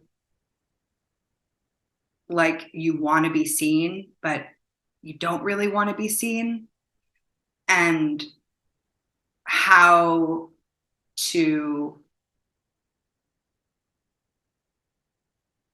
to share of yourself in a world that told us for so many years that we need to hide inside. I think it's just like very resonant right now, because it's so much about connection and loneliness and technology and the expectations around how we're supposed to show up in the world. Hi, I'm Alex Kern, and I'm the actor and playwright of the solo show. Thank you so much for coming, and please take a look at the following video to learn more. The ideas for my show, thank you so much for coming, came from many places. I'm like, how deep do I need to go here for this question? I really wanted to do a solo show, and had been wanting to do it for many, many years. And before everything shut down during COVID, I started going to a bunch of solo shows. And I went to a bunch of solo shows at the Lyric Hyperion, which is a small theater on the east side of Los Angeles. And just to like see what inspired me, see what was going on, see what excited me. And I saw this one show called Nate by Natalie Palamides, and I was completely blown away. Had never seen anything like it in my life. Saw it 3 times, talked to everyone, like, what was that? And friends were like, oh, that's clown in character. And I thought to myself, okay, that's what I want to do. So when the world opened back up, I didn't want to return to the stand-up world. I had done a bunch of stand-up and sketch and storytelling. I was like, what is this clown thing? And so I started taking a bunch of workshops, which then led me to meet my director. And then I started developing pieces with her, and then kept working on it. And then it became, an hour. And the inspiration came from a character, two pieces, I guess. A character that I had found when I did the Groundlings. This was, I guess, an advanced Groundlings. I found this character named Cynthia, and she was this undersexed florist who was not good at her job, but was just so desperate for love and attention. And I just I thought she was really fun to play. And Natasha was like, well, what characters are you drawn to if you want to do a character clown show? And I was like, sad, desperate women. So this was a woman that I was like, oh, she's going to be the central person in here. And then I thought that it would bring even more characters in it, like other characters that I've done. And it does I do incorporate different voices that I do, but it's really a show about this one character. And then I grew up in an environment that was very much all about entertaining. Like that's how my parents showed their love to their friends and their family, was hosting them and cooking for them. And so that was very much to me a second language in my life. Like, what can I get you? Welcome to my home. And then I worked in the service industry for many years. And so I determined that would be like a really interesting vessel to have Cynthia become this party host, and then she's hosting this party and everyone in the audience are her guests. And to me, it was this idea of this woman who has been catering to all these people for so many years, making other people feel welcome and loved and seen. And then the idea of, well, when the party ends, what happens to this woman and the performance that she's been putting on this whole time. So it's kind of very much like a distillation of, it's definitely a distillation of loneliness.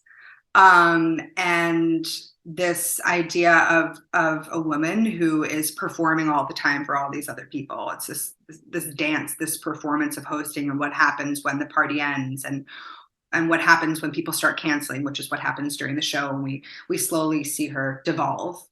And to me, because there's a clown element to it, it's kind of like pulling out the absurdity of it. And very much resonant right now because it's so much about connection, and how do we connect now in this pandemic, almost post-pandemic, I don't even know how we're supposed to call it, world of connecting. How do we do it now? What is our comfortability around it, and how much that's changed? And also just this element of technology, how much is connection tethered to that?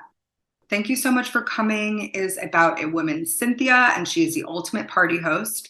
And she is inviting everyone into her home for the first time in years to throw an amazing party.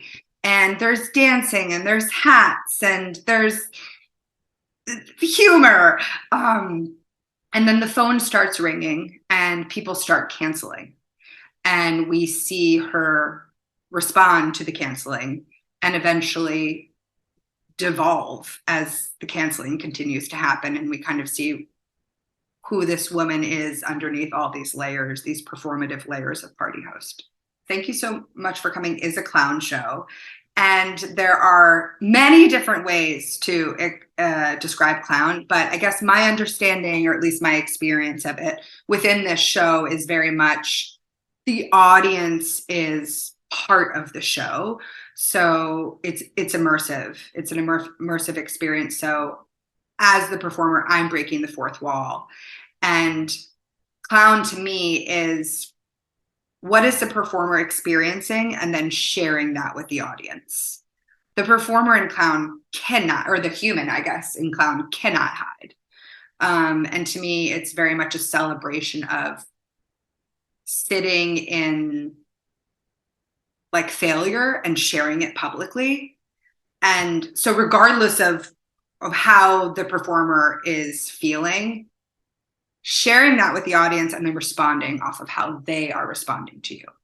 In this play, there is a phone call element, a phone ring that comes in several times. And as I was developing this, I realized how haunting a phone call can be and how it has a different meaning for everyone on the receiving end of it. And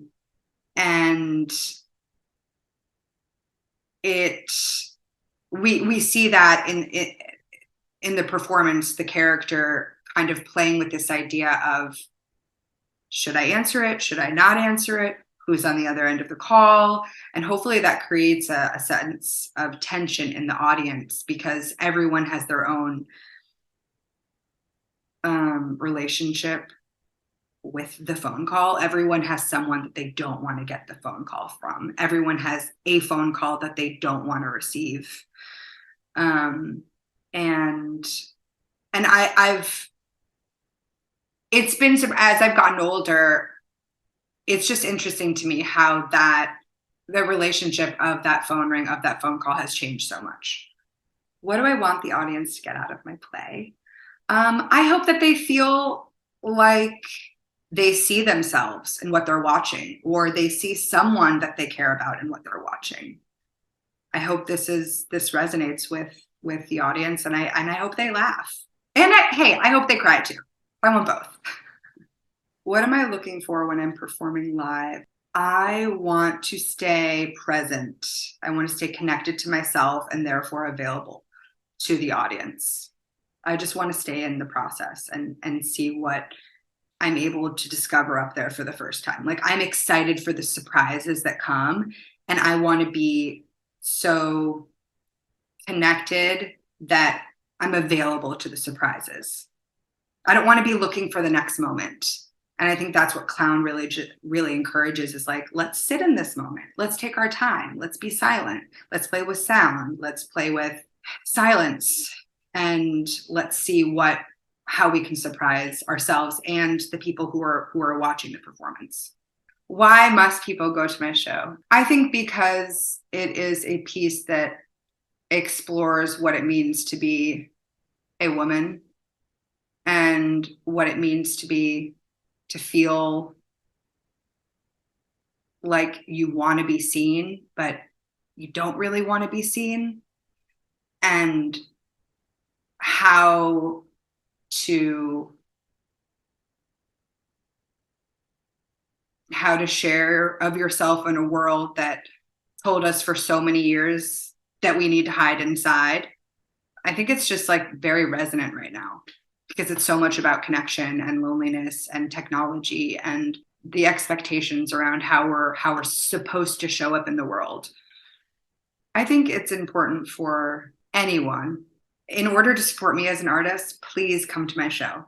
Hello, I'm Alex Kern. I'm the actor and playwright of the solo show. Thank you so much for coming. Please come to my show.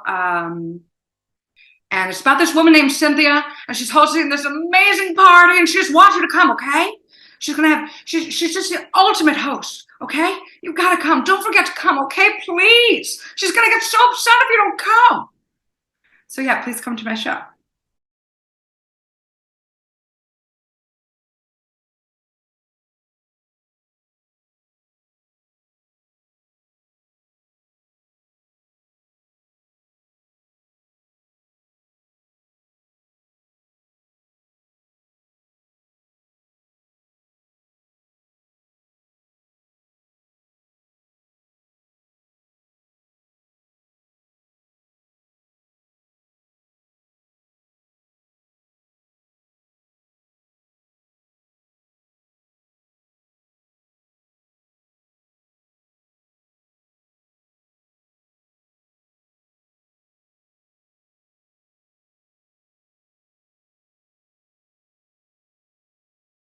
You must come to this play because it is an original play, and it is talking about all these deep human themes about the veteran experience that will change your life. You will be opened up by their stories. These are real stories of real veterans that we've put together to showcase and highlight their experience. These stories actually happened. And that's what makes it so unique. That's what makes it so important for you to come see, because sometimes you'll come to a play that the story's moving, but it was created in the world of the writer. It's created in the world of Eugene O'Neill or Tennessee Williams or Shakespeare or Harold Pinter, whomever, and it's there and it's brilliant, and it's characters that are living in those circumstances, and they're fictional. The circumstances that are described in our play are real. It's based on truth. That these stories happen. And that's what makes it so unique. And when you hear that, it resonates so deeply on a deeper level that it will be changed by it. You will come out of this having a greater appreciation of what the veteran experience is and what it means to be human in some very extreme circumstances. I think they should, because I think people should go to our play because it's telling a story that you're not going to be getting from a action film or from the media, the journalism, and it's using creativity to show you the inner lives of military characters, some who've been in horrific battles and others, and how they've tried to cope with it and how they've survived up until 2021 anyway. My name is Paul Hohenzeidler. I am the adapter, writer, director of We Got Your Six, and we are Lightning Rod Theater, and we make it our passion to give you a theater experience that you won't get from anyone else.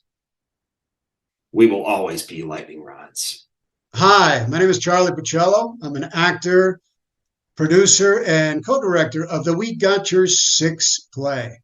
If you're interested in learning more about this production, please watch this video. The reason we wanted to bring this project is twofold. One of the things that I do when I'm not doing theater is I'm working with and helping people with PTSD and trauma to overcome their pain from, whether it's war, child abuse, domestic violence, rape, refugees, incarceration, helping people to heal from their traumas and being able to overcome those past pains so that they could live the life they were meant to live. And one of the things that I was studying and working on was how do we utilize theater to be a vehicle for healing?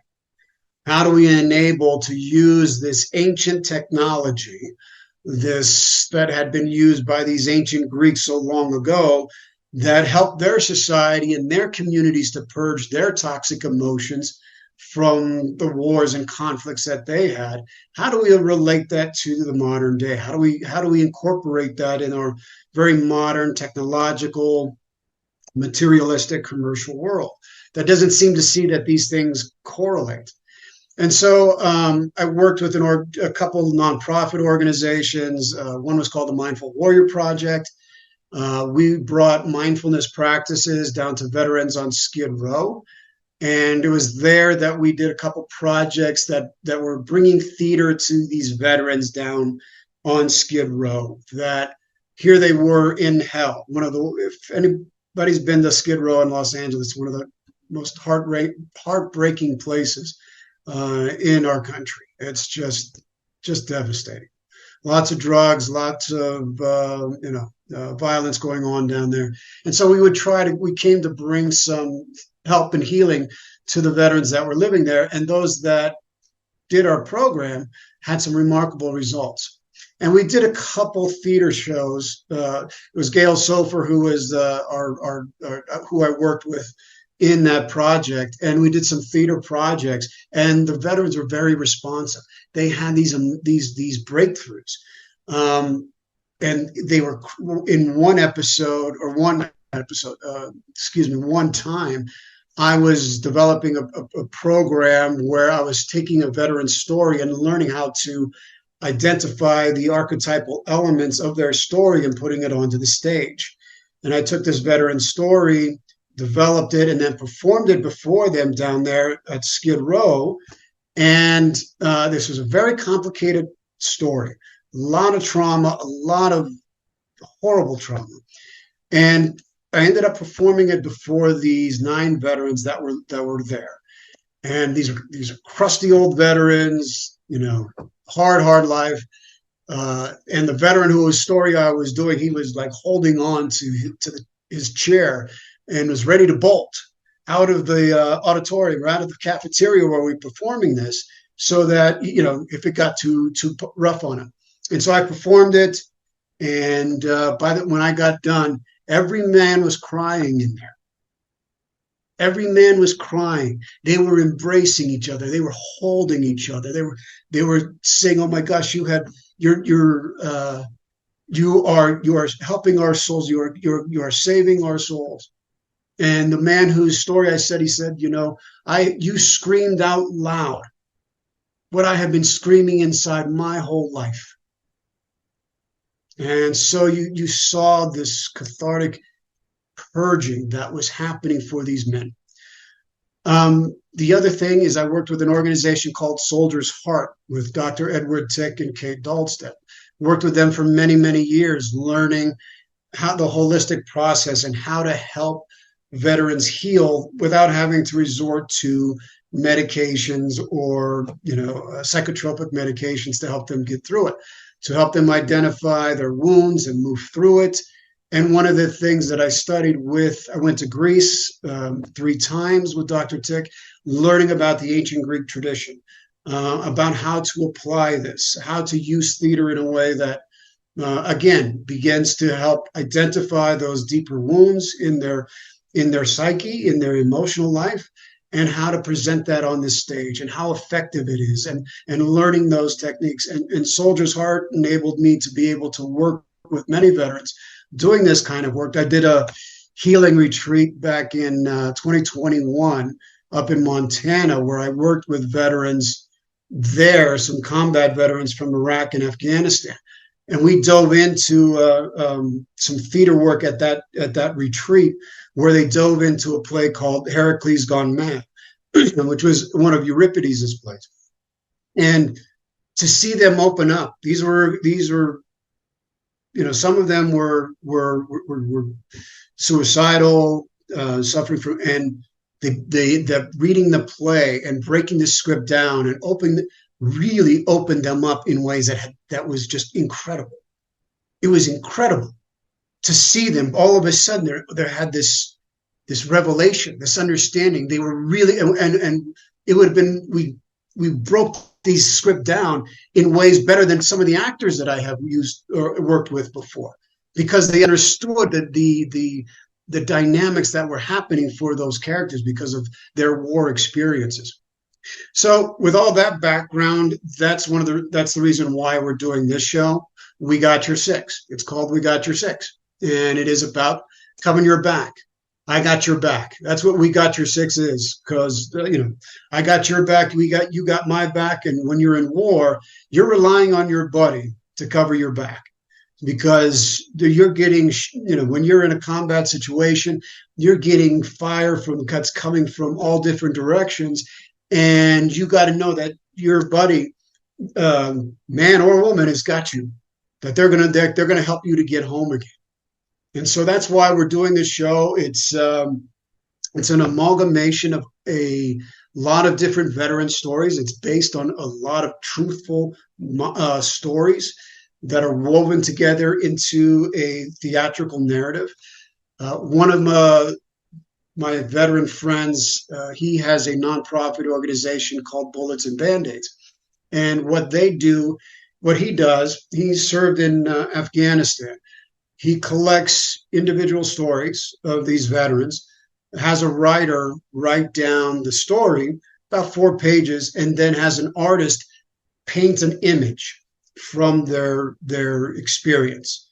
It might be boots on the ground. It might be dog tags. It might be a nuclear explosion, whatever it may be. And then he has a walking tour going down in South Carolina, Georgia area where he lives.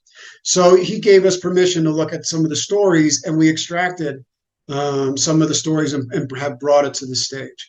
Ones that were very compelling, that we felt were going to do exactly what we're to evoke those feelings in people, to help them to understand the veteran experience on a very personal level, and to see how that veteran experience impacts them when they return home, because that they're changed by the experience when they go out into the field, when they go out into combat, and when they come home. It's really difficult for people to get back into feeling like I belong to this society, I belong to this community.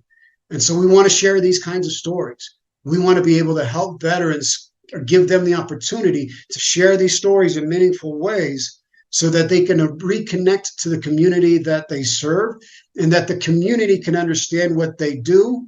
And hopefully it helps to achieve that catharsis and cleansing that is so needed and by our veteran community. My partner in Lightning Rod Theater, Charlie Pacello, is a veteran, and he's dealt with some PTSD issues. His father was a veteran who's dealt with lots of PTSD issues. And we've always, since we founded the company back in 2009, 2010, we've always had that component that we were going to, and Charlie's done a lot of research on how theater can be used, and the catharsis of theater can be used as a therapy tool for vets. And, the thing is, the earliest playwrights were all veterans. Aeschylus, Euripides, they had all fought in wars. And one of the reasons theater started was to tell the civilian populace about the war, about the trauma of killing other people. And even though we're being cheered as we come back, there's a lot of pain involved with that too. So we have done, I would say a good number of shows on a military theme. Back in 2014, we did a show called Woof Woof, which was about a Iraqi war vet with a traumatic brain injury coming back home. And then Charlie has been getting involved. There's a real interesting network of small theaters. Small veteran support groups. And while he had his radio show on in Denver, he was meeting and interviewing a lot of people. We've got the idea about having vets write monologues, and then we would have actors read them in a workshop production. And that was the first volume of We Got Your Six, which was about a year ago. And then after that was done, I realized we could take some of these monologues and kind of fit them into a narrative about Afghanistan and its aftermath, and have a really great, tight 1 hour ensemble piece about it. And so I started adapting. I adapted and I added a couple of those narratives. Others are written by some of the vets. Some of those has some of the original narrative by the vets. So it's like adapted by me and directed by me, and written, or the stories by me and the other vets, including an anonymous one. So the main story in the arc of the play is it takes place in two times. The moment that when Kabul fell. So just a couple of years ago, I think it was when Kabul fell, the Taliban were overrunning the airport. There was a lot of Marines that were there that got killed. So it's that moment when the Marines from this same company that we are a part of, that they lost some men and women. And so each of these characters, there's 7 characters that are touched by this moment because it's that company that they served in. And once they hear the news of what's going on in Kabul, the explosions, the loss of life, the detonation, it brings them back in a flashback to the moment that all of them are united together in this really vicious battle in the Afghanistan war, where they were all together and had to deal with taking someone who hit a landmine and an IED blew up and he lost both of his legs, and how this moment changed everyone. How this moment where all of them were impacted in trying to get this Marine out, and how they had to do it, and the intensity of the combat, the intensity of the firefight as they were extracting this Marine to get him to safety. And then there's a little storyline in addition to that it would absolutely 100% happen. There was a child or children that were involved. They got hit by fire, and what happened after that. And so we're weaving all of these stories together to bring the sense of the intensity of combat that these veterans face, and then moving back out to their present day moment and the revelations that they feel when they realize that everything that they had done was for nothing. So it is the present moment of the play is August 26, 2021. The moment of the bombings at Hamid Karzai International Airport in Kabul, when 13 Marines were killed by 2 suicide bombers.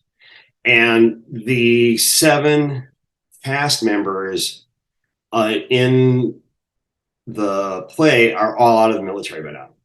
And they're at the moment when they all find out about the bombings. One guy is going back to school shopping with his kids. Another one is homeless and living outside the VA on San Vicente Boulevard. And, you know, there's a wide variety of everything. And the captain of the Marine unit is trying to get their interpreter out of Afghanistan. And he's driven a long way to a State Department office in North Carolina, and has gotten there and found out that there's no one in the office. They've all been pulled to come back to DC to deal with all the visa applications. And so then we go from there back into a brutal firefight their unit had with the Taliban in 2011. And then we come back out again. I want the audience to come out of this play production having a greater sense of what the veteran experience is all about. There's only about less than 1% of the population that serves. There's only less than 1% of the population of the United States that hears the call to serve their country. And it's that less than 1% that is willing to die for others that they don't even know of, to give them the freedoms that they take for granted. And so we want to be able to hopefully that you come away with a greater appreciation of the challenges, of the moral dilemmas that these men and women go through all the time, that they are forced to face with, and that there's a lot of gray area there, that sometimes it's not all black and white. It's not that, you know, when you're in those kind of situations, you have to do things that you don't want to do, or you have to face things that you didn't know you would have to face. And it leaves you haunted. It can leave you with haunting memories, painful memories of, I could have done better, or I should have done better. I wish I would have done better. And these veterans that carry these deep wounds, these emotional, psychological wounds, that they come back into the communities, and they're changed by what happened to them, and they don't know how to fit in. They might feel like a bad person inside, a monster inside, someone who's, you know, not worthy to be a part of. They've got something that's unforgivable inside. They did something that was so bad. And had they not been in that experience, they wouldn't have had to make that choice. And so helping to open people's heart to that compassion for what they go through. That's what I hope that we give to our audiences, that you can, you know, just get a glimpse of that sense of their humanness too, that they didn't, a lot of times they had to do things that they didn't want to do, and they deserve to be welcomed back and embraced and appreciated for the sacrifices that they made, and to help our society and community better, to make better choices, to make better decisions. If we're learning about our stories, their stories, they no longer have to carry it on their own. We carry it for them, and then we make better decisions. We understand the sacrifices, and then they feel like they're a part of the community again. And so that's what I hope we can accomplish. That's what I hope. Hollywood tends to give us just this one narrative of the vet recovering from PTSD, and there's a lot of variety in it, and there's also some vets who handle it very well. I think also it's, while there is violence and a firefight in this play, there's no pyrotechnics or anything. It exists in the memory of the characters from 10 years before, and that there's the way Hollywood presents, and the films present a battle, which is really spectacular, and I love that stuff. You can have a really great battle scene, and it's just amazing. It's very effective. But there's also the interior story of a battle, and I'm hoping that we get that on stage. And I hope that if the audience comes to see this, they will come out of the theater, pat us on the back, and tell us we have. When I'm performing live, I'm looking forward to just being on that stage. I'm looking forward to just getting on that stage and feeling that, sensing the audience out there, and the electricity that happens, and all of a sudden you get that nervousness that comes up, all of that preparation, all of that time, and you're out there, and it's there. You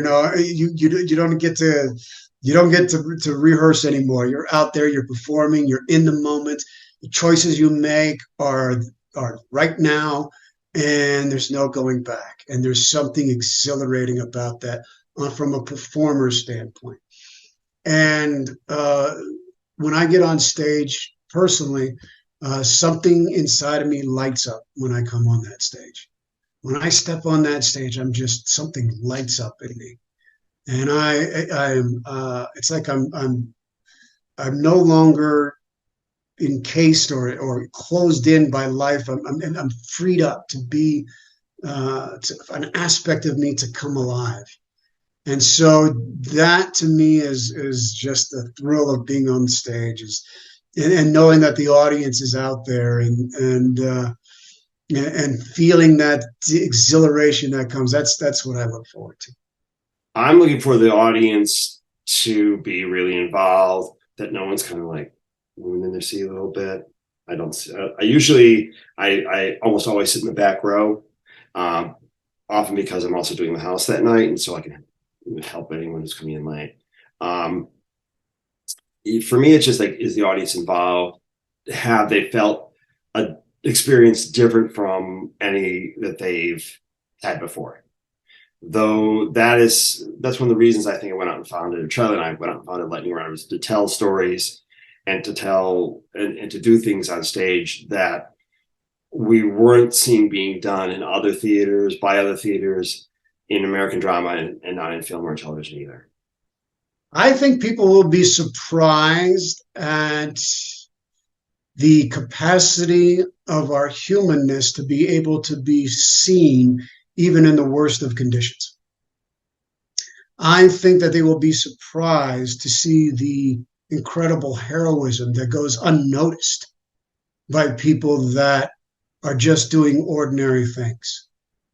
That these individual heroic actions that save lives that people don't know about. We tend to elevate people that tend to be nothing against celebrities, but they tend to elevate celebrities, tend to elevate sports figures, politicians, and in the military, you elevate generals, you elevate your commanding officers, but those ordinary folks, those sergeants, those Marines, those privates, those young officers that there's heroic stories that happen that you just it'll blow your mind, and it'll give you such an appreciation of that, what people do that nobody ever hears about. And so I think that that's what's going to surprise people about this show. And also, when tragedy happens, our ability to overcome that tragedy collectively is really remarkable. When you're about to lose a man, how every moment counts. Every moment of that sequence counts, because it's a matter of life and death. And I think that will catch people like, oh my gosh, I didn't realize we had that capacity to do that. I think that, how internal the fight, or how internal a battle is, or a firefight is, when military personnel are involved. That there's moments where they're just filled with adrenaline and all that, but then there's other characters who are kind of retrospective about it as it's happening.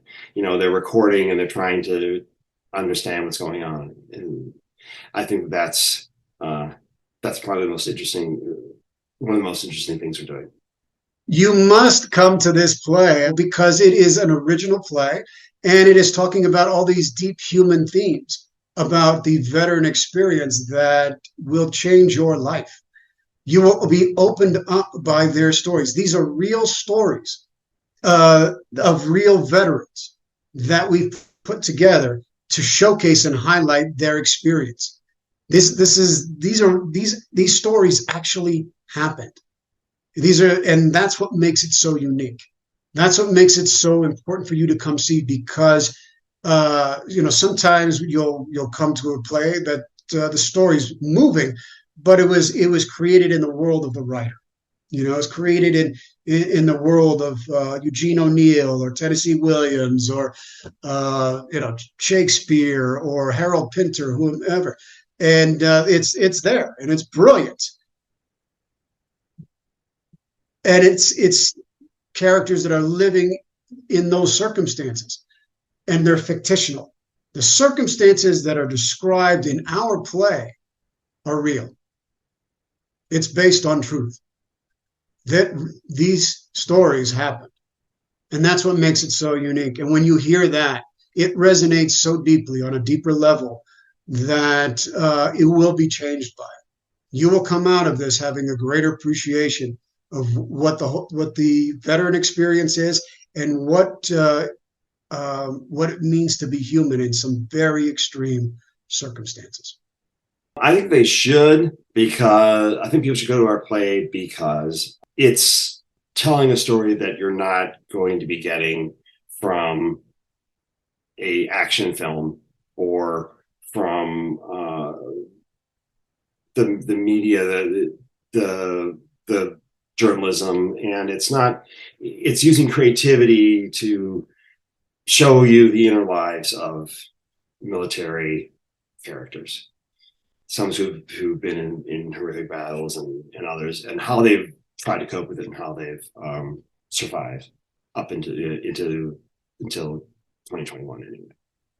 One of my hopes and dreams for the future of this play production, to be able to take this around the country to different cities and locations, and to produce it there in front of other veteran communities, so that they can see and resonate with what's being performed, and to be able to allow them to experience theater the way it can be experienced, that sense of community, connection, communal grief, that sense of being able to mourn together our wounds that we've experienced, and then allow them to be able to share their experiences after the show is done, where we do a talk back, where we can allow them to process what they saw, what they heard, because a show like this inevitably is going to open up people who have had those experiences.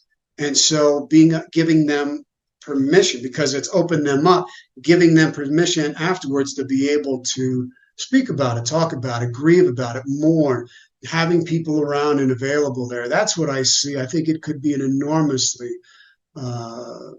powerful and theatrical and healing experience for people. And if we could take it around the country, that's the idea. So that's what I see. I want to see it. I want to see this in other productions where we're taking this project. The idea is to be able to develop other stories as well with the We Got Your Six project, so that we're constantly, renewing it, revitalizing it with new stories, sharing it, so that we keep bringing veteran stories out onto the stage. It's going to be, in one way or another, a yearly thing for us if we can get the ball rolling. And we're also doing the goal right now is to get to the point where we're doing a Fringe show, a full run production, and then we're having our lightning in a bottle theater play development process. And so probably next year, We Got Your Six will be volume 3, I think. That'll be a workshop with actors reading monologues written by vets. And it's without, knowing your financials, you don't really know what you can do from year to year. So it's going to be, We Got Your Six is going to be a yearly thing for us. Whether it's going to be going into another Fringe show, full-length show, something like that, we don't know yet. The next year will definitely be, we're going to have a workshop with monologues written by vets, performed by actors, like we had last year. And then hopefully we'll get enough money together to put on a full-length show. So then, yay, go Lightning Rod Theater. I think Lightning Rod Theater was founded, by Paul and I back in 2009. It was an idea that we had together, and now we're like 15 years in or something like that, and we keep going. And our productions are always about trying to, push the leading edge, create incredible content, and also to help our veteran communities, LGBTQ community, and BIPOC community. So your support in our theater company is really, really would be very helpful. So please support our work, lightningrodtheater.com. Lightning Rod Theater has been around. I mean, as the elephant kind of faded away, we started putting it together. And we've been here for a while, and we've been small. We've been like doing our thing, and we're trying to get to that next level where it's, like I said, a full-length show and a Fringe show, and then a development process, a couple of development workshops every year. And that's kind of like the next level for us. For that, though, we're going to need a lot of support, and we would really appreciate it if you saw the Lightning Rod theater show, if you saw someone mention about it in publicity or something, if you come by and check us out. My name is Paul Hohenzeidler. I am the adapter, writer, director of We Got Your Six, and we are Lightning Rod Theater, and we make it our passion to give you a theater experience that you won't get from anyone else. We will always be lightning rods. Thank you so much. We are so looking forward to seeing you at our production, at our theater. Checking it out, Lightning Rod Theater. We're the Lightning Rods. Looking forward to seeing you at our production of We Got Your Six.